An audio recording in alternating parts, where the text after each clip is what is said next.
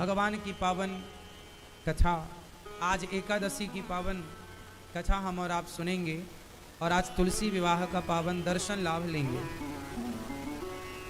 आज भगवान का विवाह हुआ था तुलसी जी से। द्वादशी तिथि और एकादशी, जिसे आज हम और आप देव उठनी एकादशी के नाम से जानते हैं। देव उठनी एकादशी का अर्थ होता है कि आज से भगवान तो सदा जागते ही हैं, पर भगवान आज जाग गए। देव मतलब भगवान श्रीमन नारायण, भगवान विष्णु, ब्रह्मा विष्णु महेश, तीन देव जाग गए। देवता भी नहीं जागे, देवता तो मकर संक्रांति में जागेंगे। ब्रह्मा विष्णु महेश, जिसे देव उठनी एकादशी कहते हैं। आज भगवान का विवाह माता तुलसी से हुआ था आज के ही दिन, इसलिए आज के दिन तुलसी विवाह की परंपरा है।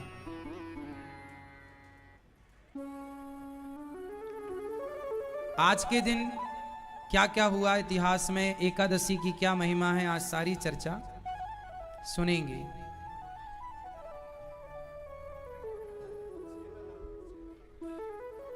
हमारे भैया जो प्रिंसिपल थे, रिटायर हैं, श्रीमान छेंदालाल जी सीतागंज से हैं, सितारगंज से हैं, ऊधम सिंह नगर से, जिला बरेली, सेवानिवृत्त प्रिंसिपल से प्रिंसिपल थे और खूब सेवा की देश की, बच्चों की, समाज की। और आज ये यहाँ गौरी गोपाल आश्रम में आए दिन अपनी ओर से भंडारा का आयोजन करते हैं, आटा चावल इत्यादि की खूब सेवा करते हैं। और आज तक आपने यहाँ पर 30 लाख रुपए का आटा दिया है, आटा की सेवा करते हैं। केवल अन्नदान से बड़ा लगाव है आपको, और ये चाहते हैं कि हमारे द्वारा जो कमाई है वो अन्न सेवा में सबके पेट तक पहुँचे और आपके हृदय में बैठे भगवान तृप्त हों उस अन्न से। तो ये आज एकादशी के पावन पर्व पर आपने ये सालों से जुड़े हैं, कभी ये 1 लाख रुपए का, कभी 2 लाख रुपए का, कभी 5 लाख रुपए का आटा लेकर आते हैं और आटे की सेवा करते हैं, अन्नदान की सेवा करते हैं। एक बार सुंदर तालियों के साथ भैया श्री छेंदालाल जी का स्वागत करेंगे। भगवान आपको सुखी और स्वस्थ रखें, यही आपके लिए मंगल कामना है।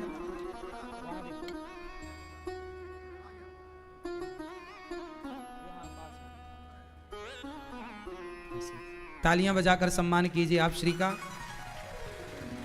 अन्नदान से बड़ा लगाव है इन्हें, और आप लोग भी आटा की सेवा, चावल की सेवा, दाल की सेवा डायरेक्ट आप कर सकते हैं। सब्जी में आप आलू की सेवा, जो आपको सब्जी पसंद है आप बनवाना चाहें कि आज भक्तों को, ऐसे ये भैया जी सेवा करते हैं। भगवान आपको सुखी रखें, स्वस्थ रखें।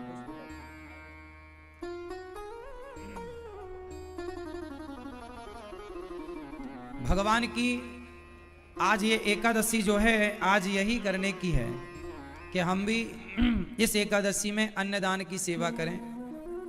हम भी अपनी ओर से 1 कुंटल आटा, 2 कुंटल आटा, क्योंकि यहाँ तो रोज का कई कुंटल आटे का खर्च है, क्योंकि लगभग 30,000 लोग रोज प्रसाद पाते हैं। तो दिन भर में 20 कुंटल आटा खर्च हो जाता है एक दिन में लगभग। जैसे आज एकादशी है तो आज तो सबके लिए फलाहार की व्यवस्था है, आज रोटी नहीं बनी, आज सबको फलाहार, क्योंकि आज सबका व्रत है। आज के दिन अन्नदान भी नहीं करते, आज के दिन फल इत्यादि जो फलाहारी चीजें हैं वो आज संकल्प ले सकते हैं कि आज हम संकल्प ले रहे हैं एकादशी में कि हम इतने लोगों के लिए आटा का, चावल का, दाल का सहयोग करेंगे। बाकी फिर अन्नदान द्वादशी को करना चाहिए। एकादशी को ना चावल लेना चाहिए, ना चावल देना चाहिए, ना चावल खाना चाहिए, ना चावल खिलाना चाहिए एकादशी के दिन। अब आप ये सवाल कर सकते हैं कि आखिर चावल का क्या, अन्न का क्या लेना देना है। तो मैं एक छोटी सी विस्तृत शास्त्रोक्त कथा सुनाऊं आपको एकादशी से जुड़ी। एकादशी के दिन सबसे पहले तो ये जाने कि एकादशी उत्पन्न हुई, तो जब एकादशी प्रकट हुई तो उसे उत्पन्ना एकादशी कहते हैं, है ना, उसे उत्पन्ना एकादशी कहते हैं। और आप लोग ये समझिए कि भगवान से एकादशी कब उत्पन्न हुई।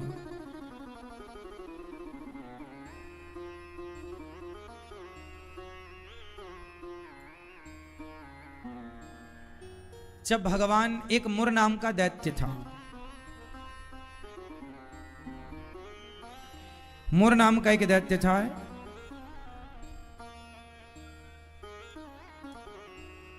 वो बहुत बलवान था, इतना बलवान कि सारे देवताओं को उसने जीत लिया, सारे देवता पराजित हो गए। उस मुर नाम के दैत्य ने कब्जा कर लिया सिंहासन पर, इंद्र की सिंहासन, स्वर्ग पर कब्जा किया। तो सारे देवता दौड़कर शंकर जी के पास गए कि हे भोलेनाथ, ये मुर ने तो हमारे कब्जा कर लिया, सारे सिंहासन छीन लिया, सबको हटा दिया। अब ये दर दर की ठोकर खाने लगे, देवता परेशान हो गए। और मुर के अत्याचार से देवता भी परेशान और ये मनुष्य भी परेशान, गाय भी परेशान, संत भी परेशान। शंकर जी के पास गए, शंकर जी ने कहा हम कुछ नहीं कर सकते, हम सबको चलना चाहिए भगवान की शरण में। तो शंकर जी सहित, देवताओं के सहित शंकर जी भी भगवान श्रीमन नारायण के क्षीर सागर पर पहुंचे, जहां माता लक्ष्मी भगवान के चरण दबा रही थी। वहां जाकर भगवान की स्तुति की। शांताकारं भुजगशयनं पद्मनाभं सुरेशं विश्वाधारं गगनसदृशं मेघवर्णं शुभांगं लक्ष्मीकान्तं कमलनयनं योगिभिर्ध्यानगम्यं वन्दे विष्णुं भवभयहरं सर्वलोकैकनाथम्। सबने भगवान की स्तुति करी। नीलाम्बुजश्यामल कोमलांगम, भगवान कोमल हैं। क्षीर सागर पर लक्ष्मी जी चरण दबा रही हैं, भगवान के सामने सब देवता हाथ जोड़े खड़े हैं। प्रभु आप कृपा करो, ये मुर नाम का दैत्य हमें बहुत परेशान कर रहा।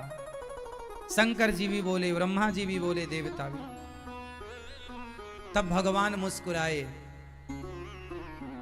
और भगवान की 5 ज्ञानेंद्री, 5 कर्मेंद्री और 1 मन, टोटल कितना हुआ?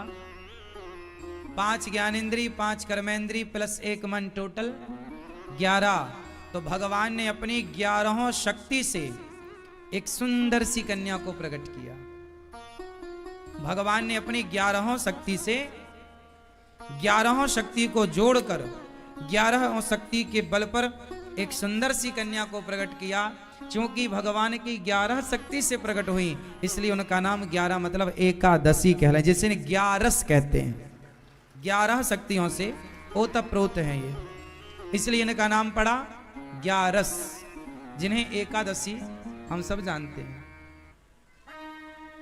संस्कृत में एकादशी कहते हैं, हिंदी में 11 कहते हैं। 11 एकादश मतलब संस्कृत की गिनती है। तो एकादशी जो है ये भगवान के कितनी चीजों से प्रकट हुई, कितनी शक्ति है ये? 5 ज्ञानेंद्री मतलब भगवान की आंख, भगवान के कान, भगवान के नाक, भगवान की जिह्वा, भगवान की त्वचा। ये एकादशी भगवान का शरीर है, ये मान लो। एकादशी भगवान की आंख है, एकादशी भगवान के कान है, मतलब एकादशी में किया गया कोई भी अच्छा कार्य है उसे भगवान अपनी आंखों से, मतलब एकादशी की आंखों के माध्यम से देखते हैं। अच्छा किया गया काम कानों से सुनते हैं, इसलिए अच्छा कार्य एकादशी के दिन करने का आज कर लो संकल्प कि आज हम सदा समाज की सेवा, दीन दुखियों की सेवा करेंगे, माँ बाप की सेवा करेंगे। संकल्प कर लो कि आज से हम अच्छे काम करेंगे।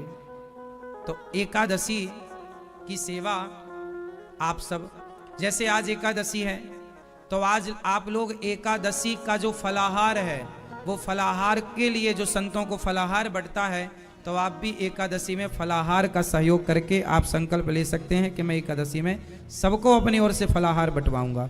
आप अन्य नहीं बंटवा सकते एकादशी में तो फलाहार तो बंटवा सकते हैं। फलाहार बंटवाने का संकल्प। एकादशी प्रकट हो गई भगवान से, भगवान से प्रकट हुई एकादशी ने कहा कि प्रभु हमारे लिए आज्ञा करो। भगवान ने कहा जाओ मुर नाम के दैत्य को मार कर आओ। एकादशी चली और एकादशी ने मुर नाम के दैत्य को केवल देखा और केवल ऐसे हुंकार भरी कि मुर नाम का दैत्य जल करके भस्म हो गया। केवल हुंकार मात्र से, कुछ नहीं करना पड़ा। और जब मुर नाम का दैत्य मरा तो जितने भी पाप थे, एकादशी के तेज ने सारे पापों को जलाना स्टार्ट किया। सारे पाप, मतलब झूठ बोलने का पाप, छल करने का पाप, जो भी हम पाप जानते हैं पाप, ये सारे पाप जलने लगे। जैसे मुर जल गया ऐसे पाप जल गए। और जब सारे पाप संताप जलने लगे तो पाप भी दौड़े दौड़े भगवान की शरण में, हे प्रभु हम कहां रहे हैं, क्योंकि पाप को भी रहने के लिए संसार ही चाहिए। ये पाप और पुण्य दो ही तो हैं। तो पाप जलने लगे, पाप बड़े परेशान, कहां जाएं। जब कोई सहारा ना मिला और एकादशी ने सबको जलाना स्टार्ट किया तो पाप दौड़े दौड़े गए, भगवान की शरण में गए। भगवान ने कहा क्या हुआ? पाप बोले प्रभु हम आपके ही तो बच्चे हैं। अच्छा पाप कहां से प्रकट हुआ? भगवान की छाती से धर्म प्रकट हुआ, पुण्य। भगवान की छाती से पुण्य प्रकट होता है और भगवान के पीठ यहां से पाप प्रकट होता है। भगवान से ही सब ना प्रकट हुए हैं, पाप पुण्य। तो भगवान की छाती से धर्म प्रकट हुआ और पीठ से अधर्म प्रकट हुआ, पीठ पीछे से। तो पाप भी दौड़े दौड़े गए, प्रभु अब कहां जाएं, हमें आप कहां रखोगे? भगवान बोले कहीं मत जाओ, तुम यहां आ गए हो हमारी शरण में तो हम तुम्हें रहने का उपाय बताते हैं। तुम्हें वहां परेशान ना करेगी एकादशी। तो कहां रहें प्रभु हम? तब सारे पापों से भगवान ने कहा तुम आज एकादशी के दिन अन्न में जाके छिप जाओ। कहां जाके छिप जाओ? अन्न में। कहां जाके छिप जाओ? कहां जाके छिप जाओ? अन्न में। और जब अन्न में जाकर छिप जाओ, भगवान ने कहा तो सारे पाप आज के दिन, मतलब एकादशी के दिन अन्न में जाके छिप जाते हैं। इसलिए आज के दिन अन्न नहीं खाना चाहिए, क्योंकि सारे पाप अन्न में होते हैं और आज के दिन खाया हुआ अन्न हमें पापी बना देता है। इसलिए आज के दिन अन्न नहीं खाते। आज के दिन संतों के आश्रमों में अन्न नहीं बनता। आज किसी भी आश्रम में अन्न नहीं बना, कहीं रोटी नहीं बनी, आपको कहीं रोटी नहीं मिलेगी आश्रमों में आज, कहीं चावल नहीं मिलेगा आश्रमों में आज केवल फल मिलेंगे, फलाहार मिलेगा। सिंघाड़े के आटे की पूड़ी मिल जाएंगी। तो आज के दिन अन्न नहीं खाना चाहिए। आज के दिन उपवास करना चाहिए, व्रत करना चाहिए। आज एकादशी है। जो लोग कहते महाराज जी हम तो एकादशी नहीं करते तो सुनो, एकादशी आप भले मत करो, पर आप अनजाने में भी एकादशी के दिन अन्न खाते हैं तो वो पाप के भागीदार आप बनते हैं। इसलिए एकादशी के दिन चाहे जानकर चाहे अनजाने में आपको चावल नहीं, अन्न नहीं, चावल रोटी अन्न, केवल फलाहार खाओ पेट भर के, दूध पियो, दही पियो, बढ़िया फल खाओ, पपीता खाओ, केला खाओ, सेब खाओ, संतरा खाओ, अंगूर खाओ, फल बहुत सारे हैं, अनार खाओ इत्यादि। सिंघाड़े के आटे का प्रयोग कर लो, आलू का प्रयोग कर लो, लौकी का प्रयोग कर लो। हाँ, जरूरी थोड़ी है कि हम आज अन्न नहीं खाएंगे तो मर जाएंगे। इसलिए शास्त्र जो कहते हैं वो मानना चाहिए। पाप भी तो भगवान का बेटा है, उसे भगवान ने दिया है स्थान, और आप यदि खाते हो तो फिर पाप के भागीदार बनोगे। पाप बैठेगा खोपड़ी में और वो आपसे फिर गलत काम कराएगा। आज हमारे देश में, आज के लोगों में यही तो नियम नहीं है। आज के दिन क्या होता है, घर में एक जन एकादशी रहता है, जैसे माँ एकादशी करती है या पत्नी एकादशी करती है, पर ये पुरुष एकादशी नहीं करता, तो बेचारी तुम्हारे लिए वो रोटी बनाती है। क्यों बनाए? एकादशी में पूरे समाज में, पूरे वैष्णवों के घर, बच्चों से लेकर बूढ़ों तक को, आप कहोगे महाराज जी हमारे बच्चे हैं, अरे भैया तो बच्चे हैं तो बच्चों के लिए क्या फलों से पेट नहीं भर सकते आप एक दिन?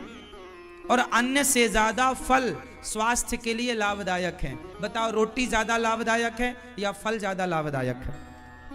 बताओ, आप बताओ।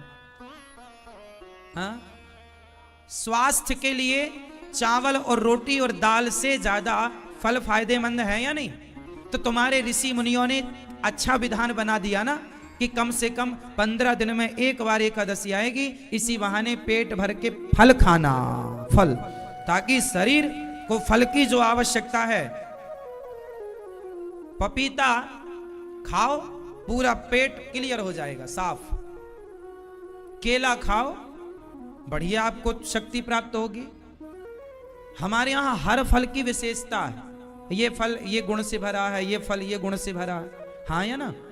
और आप लोग ना फल नहीं खाते, फल रसेदार होते हैं, इसलिए शरीर को रस की जरूरत पड़ती है, और आप रस देते नहीं, रोटी ड्राई होती है, सूखी होती है। इसलिए रोटी कम, चावल कम, फल ज्यादा, इसलिए सलाद ज्यादा खाना चाहिए। आयुर्वेद भी कहता है सलाद ज्यादा, 60% 70% सलाद खाओ, 30 और 40% अन्न खाओ, पर एकादशी के दिन पूरा 100% फल खाओ। लेकिन आप लोग फल खाते ही नहीं, आपको अच्छे ही नहीं लगते फल, आपको तो बस चाउमीन, पिज्जा, बर्गर। तो एकादशी में आपको, आप कितने लोग एकादशी कर रहे हैं? आज किस किस की एकादशी है? आप नहीं करते? अब आप कहो महाराज जी हम नहीं करते, तो नहीं करते तो आपको पाप लगता है। एकादशी ही एक ऐसा व्रत है, समझो, एकादशी एक ऐसा व्रत है जिसको करने से पुण्य मिलता है और ना करने का पाप लगता है। आप नहीं करते मत करो, पाप के भागीदार हैं आप। नहीं करते, क्यों नहीं करते? सवाल पूछा जाएगा आपसे, क्यों नहीं की एकादशी आपने? ये सवाल हम नहीं पूछेंगे, हमसे तो बच भी जाओगी, हम तो क्या करेंगे आपका। लेकिन वहां यमराज जी 4 कोड़े और मारेंगे इस बात की। क्यों नहीं की एकादशी आपने? एकादशी क्यों नहीं करते आप? खाए बिना नहीं रहते? फल खाओ, खाने का मना नहीं है, अन्न ना खाओ।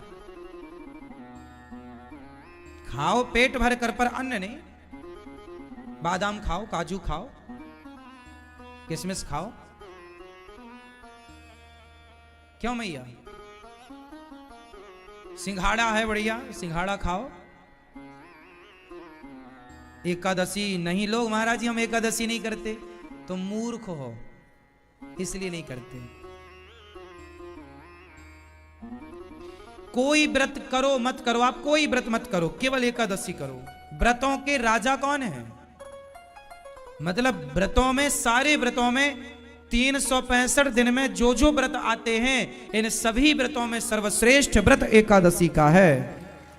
सर्वश्रेष्ठ। आप कोई करो मत करो, एकादशी महीने में कितनी होती हैं आप बताओ? कौन कौन सी? कृष्ण पक्ष और शुक्ल पक्ष दोनों एकादशी। तो साल की कितनी हो गई? 24 हैं साल की। बहुत ज्यादा तो नहीं है। इसलिए स्वास्थ्य के लिए भी फायदेमंद है एकादशी। आप रोज खाते हो, एक दिन पेट को ब्रेक देंगे अन्न से तो पेट सेटल हो जाएगा अपना। डॉक्टर भी कहते हैं ना, जब पेट खराब हो जाता है तो भाई आप खाओ मत अभी। मैया, ओ प्रपंची मैया, कर लो प्रपंच।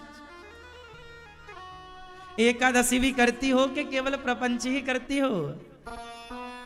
एकादशी करती हो? अच्छा ठीक है। फिर मैया आपकी एकादशी रोज का हर बार एकादशी करते हो? आप में से कितने लोग कंटिन्यू एकादशी करते हैं? साल की 24।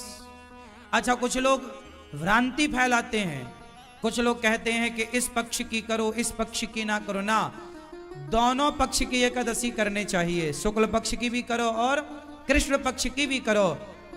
परंतु जो व्यक्ति कोई एकादशी ना कर पाए, वो आज देव उठनी एकादशी जो कर लेता है तो समस्त एकादशी करने का फल प्राप्त होता है। तो आज तो कम से कम एकादशी का पालन करना चाहिए। एकादशी तो आप एकादशी, ये कार्तिक माह की एकादशी है जिसे देव उठनी एकादशी कहते हैं। तो एकादशी के प्रताप से पाप जलने लगे तो पापों को निवास कहां दिया भगवान जी ने? जोर से, जोर से, अन्न में। एकादशी के दिन पापों का वास कहां होता है? अन्न में। जैसे रविवार के दिन पीपल में अलक्ष्मी का वास होता है, जैसे पीपल में रविवार के दिन। इसलिए ऐसे एक विधान है, कौन व्यक्ति किस दिन कहां रहेगा। एकादशी के दिन तुलसी पर भगवान का वास होता। एकादशी के दिन भगवान श्रीमन नारायण तुलसी में वास करते हैं। इसलिए आज के दिन तुलसी लगाने की भी बड़ी महिमा है। आज आप लोग जो टीवी पर सुन रहे हैं, आज आप लोग अपने घर पर तुलसी जरूर लगाइएगा। कहते हैं आज के दिन जो तुलसी लगाई जाती है घर पर, वो तुलसी जितना भी पत्ते उसमें प्रकट होते हैं और जितने पत्ते झड़ते हैं उसके, क्योंकि जब पत्ते बड़े हो जाते हैं, पक जाते हैं तो फिर वो झड़ते हैं, फिर दूसरे आते हैं। तो जितने पत्ते उसके झड़ते हैं, मंजरी से जितने दाने गिरते हैं, उतने कल्पों तक भगवान के चरणों में भगवान रखते हैं उन भक्तों को जो तुलसी लगाते। केवल तुलसी लगाने की महिमा है ये तुलसी। अब आप लोग कहते हैं महाराज जी हमारी तुलसी सूख जाती है। तो तुलसी जब सूख जाए तो क्या करें? तुलसी जब सूख जाए तो सूखी हुई लकड़ियों को अपने घर में सुरक्षित रखो। और जब आपके घर में सत्यनारायण भगवान की कथा हो तो उस कथा में लकड़ियों की जरूरत पड़ती है, हवन। तो हवन में उस लकड़ी का प्रयोग कर लो तुलसी की। किसी की मृत्यु पर आप गए, किसी के माटी पर आप गए मरने पर, तो आप अपने घर से तुलसी की लकड़ी जरूर लेकर जाओ और उसकी चिता पर जब वो रख जाए, मरने वाला जलने लगे, तो चिता पर तुलसी जरूर डालो। सबको डालना चाहिए। आप किसी की भी चिता पर एक भी तुलसी का तिनका भी डाल देंगे तो वो चिता तुलसी की मानी जाएगी। और पद्म पुराण के अनुसार तुलसी की चिता पर जो जलता है वो भगवत धाम को जाता है, कितना भी बड़ा पापी और दुष्ट क्यों ना हो।